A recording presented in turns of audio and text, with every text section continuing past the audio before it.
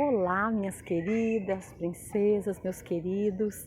Nós estamos no mês de setembro e ele é chamado mês da primavera, mês das flores, mas eu estou aqui para falar com vocês sobre o Setembro Amarelo, que é o mês de prevenção e combate ao suicídio. E para falar de um assunto tão delicado desse jeito, nós temos que olhar um pouquinho mais nos olhos. Então vou tirar esse óculos escuro e nós vamos falar sobre a importância dessa temática nos dias de hoje. Você sabe como surgiu a campanha de prevenção ao suicídio e o Setembro Amarelo? Vou te falar. Há muito tempo, em 1994, tinha um jovem chamado Mike M. Mike M. Ele é filho de um casal simples chamado Dale e Darlene M. Esse rapaz era generoso demais, uma pessoa querida pela sociedade, pela sua comunidade, gostava de Mustang, aqueles carros antigos, e ele pintou um, conseguiu deixá-lo todo retocado, bonito e pintou de amarelo. Os pais dele, minha comunidade, conseguia perceber os sintomas, os sinais que ele emitia, que ele não estava legal. E ele tirou sua própria vida. 15 minutos depois, os pais deles entraram no quarto e encontrou essa cartinha, uma carta que ele se desculpava. No dia do velório dele, os colegas levaram uma cesta enorme, cheia de fitinhas amarelas e cartõezinhos dizendo: se você precisar de ajuda, peça. E daí, esses cartões foram espalhados por todos os Estados Unidos e depois desse dia, nunca mais parou-se de falar da questão do suicídio no mundo e no Brasil. E eu quero dizer para vocês que em 2013 a Organização Mundial de Saúde decretou o Dia Mundial de Prevenção ao Suicídio, dia 10 de setembro. E o amarelo ficou muito visível por conta do Mustang amarelo desse jovem. A campanha Setembro Amarelo se instalou no Brasil em 2015, com 3 órgãos importantíssimos, que é o CVV, Centro de Valorização à Vida, Conselho Federal de Medicina e a Associação Brasileira de Psiquiatria. Então, esses 3 órgãos começaram a trazer à tona, a discutir e fortalecer a campanha no Brasil. E daí para cá, muitos órgãos e pessoas começaram a entender e a apoiar a campanha de Setembro Amarelo. Muito bem, vamos falar aqui um pouquinho da teoria. Existe um filósofo chamado Emile Durkheim, que ele é sociólogo, filósofo e psicólogo. E lá no século XIX, ele tratou o suicídio de 3 maneiras. Ele denominou o suicídio egoísta, que é por falta de integração social, o altruísta, que é um excesso de integração social, e o anômico, que é a falta de regras e de limites dentro de uma sociedade. Vamos falar sobre cada um deles aqui, né? Antes disso, quero dizer para vocês que este sociólogo, quando classificou esses 3 tipos de suicídio, ele queria entender o porquê das pessoas dar cabo à sua própria vida. Emile Durkheim foi o primeiro filósofo, sociólogo e psicólogo a tratar esses 3 suicídios, classificá-los dessas 3 maneiras. O primeiro que eu vou tratar conosco aqui hoje é o anômico. E esse suicídio, ele se instaura quando há um caos na sociedade, onde há uma falta de coesão social, quando acontecem grandes mudanças, o indivíduo ele se sente deslocado. De repente, uma demissão em massa, uma catástrofe, e as pessoas têm tendência a esse tipo de suicídio. Vamos falar aqui também sobre esse conceito. Ele surgiu através desse sociólogo para descrever as patologias da sociedade ocidental moderna, racionalista e individualista.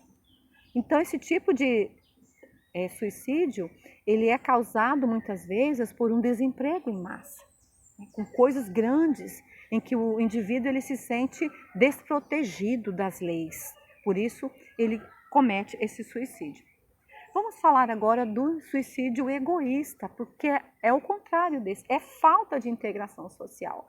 Acontece quando o indivíduo ele quebra seus laços, quando ele se sente sem nenhum senso de pertencer, sem nenhuma obrigação, não tem papel na família, né? Se divorciou, separou, perdeu um filho, ou então perdeu o seu trabalho também, perdeu as suas obrigações sociais, né? Ele perde a razão. Principalmente, eu chamo atenção aqui para os idosos, quando se aposenta, muitas pessoas se aposentam com uma certa idade, ou então até jovem, uma idade jovem, eles saem do seu ambiente de trabalho e se sentem deslocados, porque por longos anos passaram acordando pela manhã, indo para o seu trabalho e de repente eles não têm esse lugar para ir mais. Né? Então vamos cuidar dos nossos idosos, dar atenção para os nossos aposentados, que isso é importante. Vamos falar aqui sobre o suicídio egoísta. Esse já é o excesso de pertencer. Geralmente acontece esse tipo de suicídio quando ele é movido por política ou por religião. E o exemplo que eu trouxe aqui são os kamikazes japoneses e os muçulmanos, quando intentaram contra o World Trade Center, o Pentágono e aquele campo na Pensilvânia, em 11 de setembro de 2001.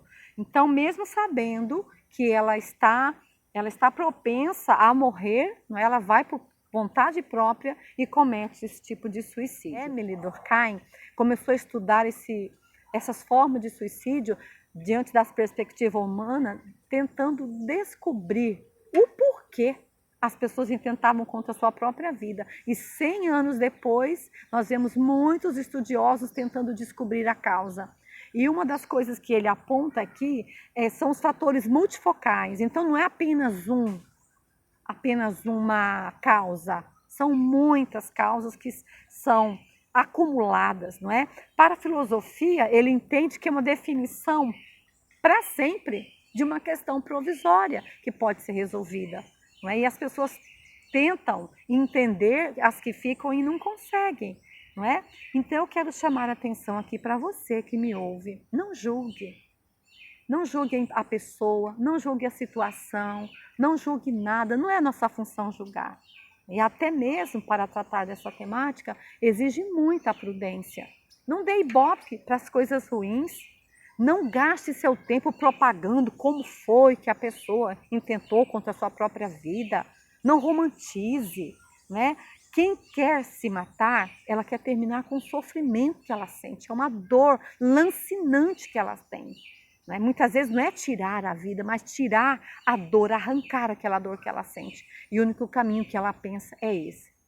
Não use expressões, ela encontrou a saída, ela encontrou a paz que tanto buscava, foi o melhor caminho para ela, porque suicídio é questão de saúde pública e é importante a gente ressaltar isso aqui.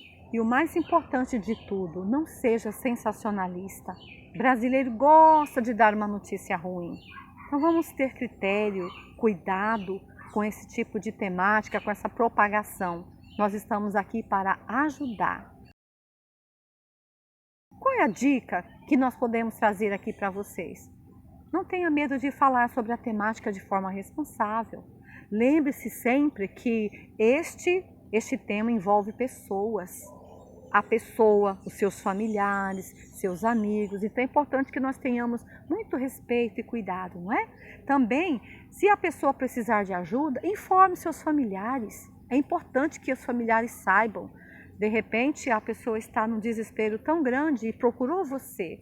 Então você precisa cuidar, chamar ajuda. Não fique sozinho. Espalhe mensagens boas de esperança. Uma das coisas bacanas que eu sempre falo para as minhas amigas, as pessoas que me cercam, é que você precisa, é importante que você gaste pela manhã, quando você abrir seu celular, alguns minutos, encaminhe mensagens de esperança para as pessoas. Diga quanto ela é importante, ofereça seu ombro. Muitas vezes uma pessoa só quer ser ouvida, ela não quer receita pronta. Ela simplesmente quer que alguém a ouça com carinho, com responsabilidade e, acima de tudo, respeito. Muito bem, use do seu bom senso, tá? Indique à pessoa que ela precisa procurar ajuda. Existem tantos psicólogos bons, treinados, capacitados, neurologistas, psiquiatras. Procure ajuda. Se você pode indicar uma pessoa, dê o telefone para a pessoa, dê o nome da pessoa que precisa de ajuda para um profissional. De repente você conhece alguém que pode ajudar, faça isso. Isso é muito importante. Como é que eu identifico esses sinais?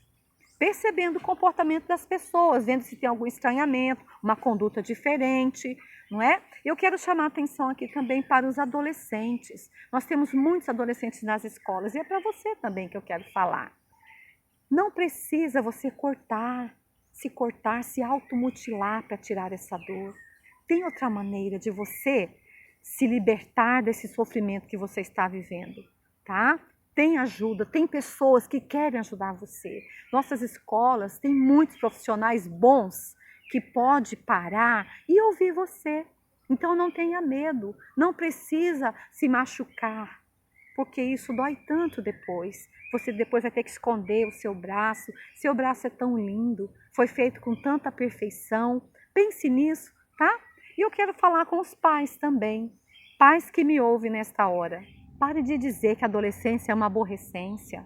Vamos entender que é uma fase vulcânica, que muitas transformações estão acontecendo no seu filho adolescente. A adolescência é uma fase linda e precisa de nossa ajuda.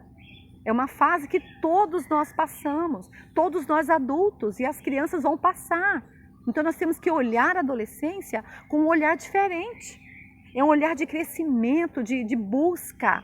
Como já falei anteriormente, é um momento vulcânico de muitas transformações físicas, emocionais, psicológicas, de escolhas muitas vezes. Então é muito difícil para o adolescente ficar só. Por isso nós maiores, nós adultos, podemos ajudá-los a passar por esta fase de uma forma um pouco mais, que tenha um pouco mais de leveza. Por isso vamos parar de profetizar que a adolescência é aborrecência, não é.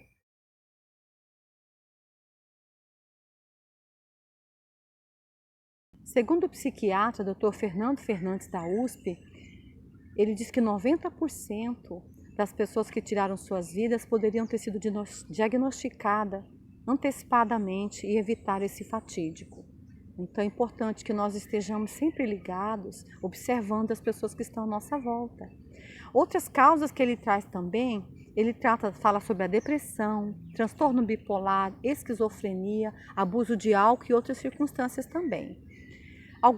Alguns pesquisadores dessa temática concordam em quatro eixos aqui, que não é somente uma questão teológica, mas é uma questão sociológica, filosófica, acima de tudo uma questão médica. E outros sintomas a serem observados também é a questão da ansiedade, pessoa muito ansiosa, pessoa com instabilidade emocional, impulsiva demais, pessoas desesperançadas, e também a biopsicossocial. Então são sintomas que nós temos que observar. Segundo a doutora Maria Fernanda Calione, ela classifica grupos de risco: mulheres tentam mais suicídios, os homens cometem mais, jovens do sexo masculino, idosos com mais de 65 anos, adolescentes e agora, pasmem os senhores e as senhoras, pastores também estão cometendo suicídio.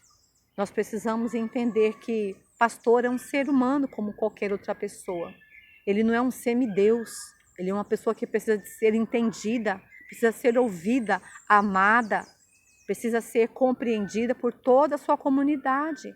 A doutora Maria Fernanda também defende que os grupos podem proteger muito pessoas que têm essa tendência, como a família. A família é importantíssima.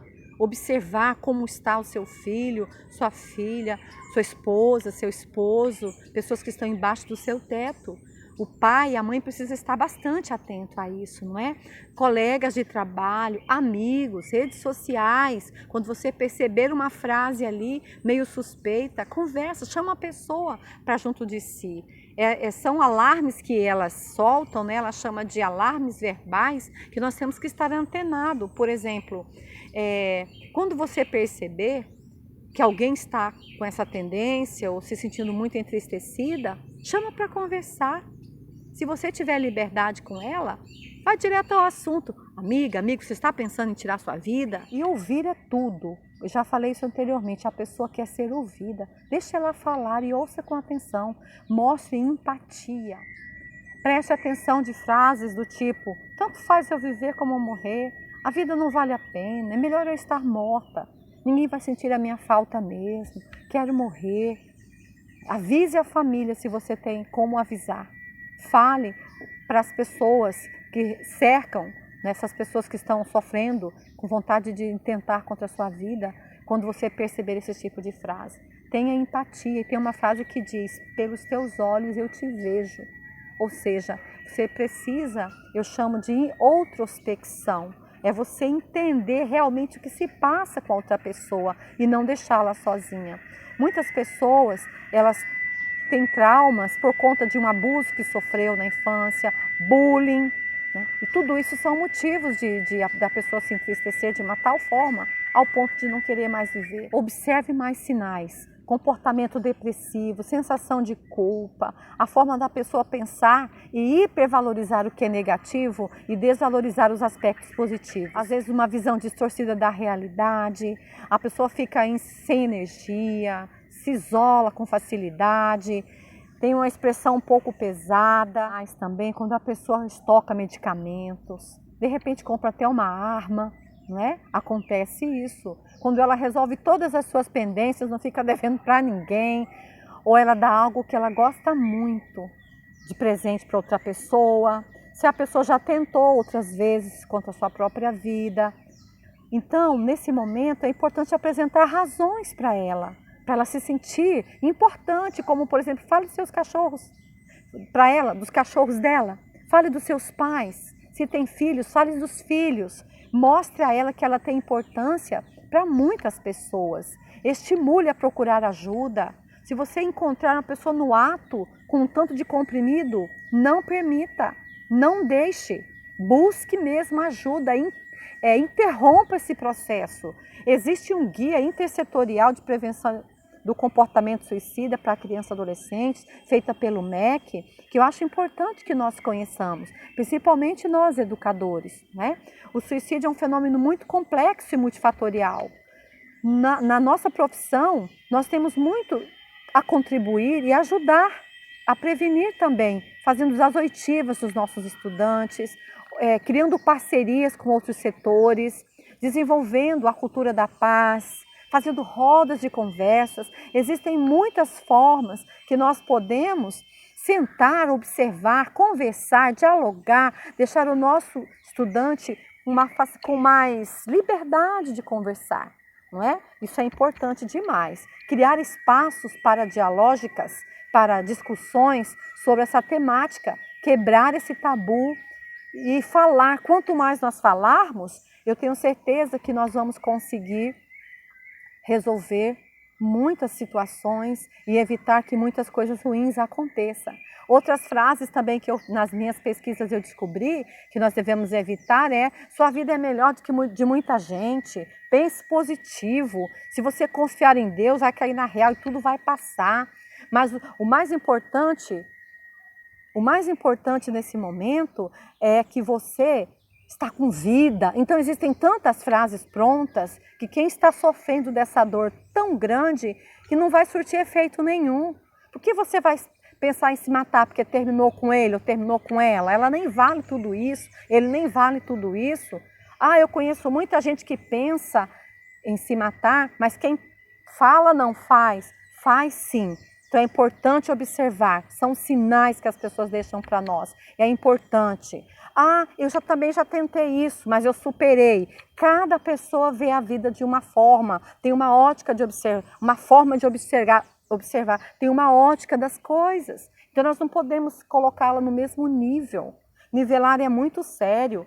Então, outra frase ruim, quem pensa em suicídio é mente fraca. Gente, não é isso. É uma doença que precisa ser ajudada. Muito bem, meus queridos, minhas queridas, essa é uma temática muito séria. Nós temos que tratar com muita leveza, seriedade, responsabilidade, pedir ajuda mesmo. Vou deixar aqui alguns números, alguns endereços que você pode recorrer quando você perceber que alguma pessoa da sua família ou na sua escola está intentando contra a sua própria vida. Mas uma coisa eu quero deixar aqui para você. A palavra de Deus nos diz em Jeremias 31:3, com amor eterno eu te amei, com benignidade eu te atraí.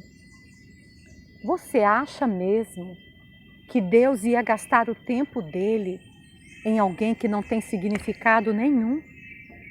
Às vezes você fala, não tem um valor para ninguém, você tem um valor de vida para Deus. Deus sonhou com você quando Ele foi te construir, quando Ele foi te fazer. E soprou dentro de você o que Ele tinha de mais lindo, que é o fôlego de vida, o espírito da vida.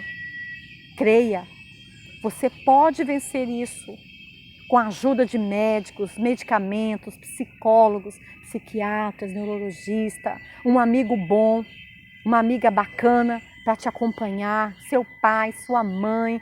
Você tem muitas razões para estar aqui. Eu também uma vez pensei de tirar a minha vida quando eu era muito jovem. Mas sabe o que eu entendi? Que é tão gostoso viver. Eu ia deixar eu ia perder a oportunidade de colher de experimentar tantas coisas lindas que Deus me fez experimentar. Por isso, eu sei o que eu estou falando. Você pode e tem condições de continuar uma linda história que Deus preparou para você. Então, eu vou dizer uma frase do inglês que diz assim: Don't give up. Não desista. Não desista jamais de viver, porque viver é muito bom. E você pode ser o senhor, o gerente, o diretor da sua história. Você pode mudar e fazer diferente, levantar daí, sair desse quarto escuro. Às vezes você só conversa olhando para a parede, só a parede te escuta. Sai daí. Tem vida aqui fora. Abre a janela, abre as cortinas do seu quarto. E entenda que você é amado de Deus. Aos olhos do Pai, como diz a canção, você é uma obra-prima. Um beijo e até a próxima oportunidade.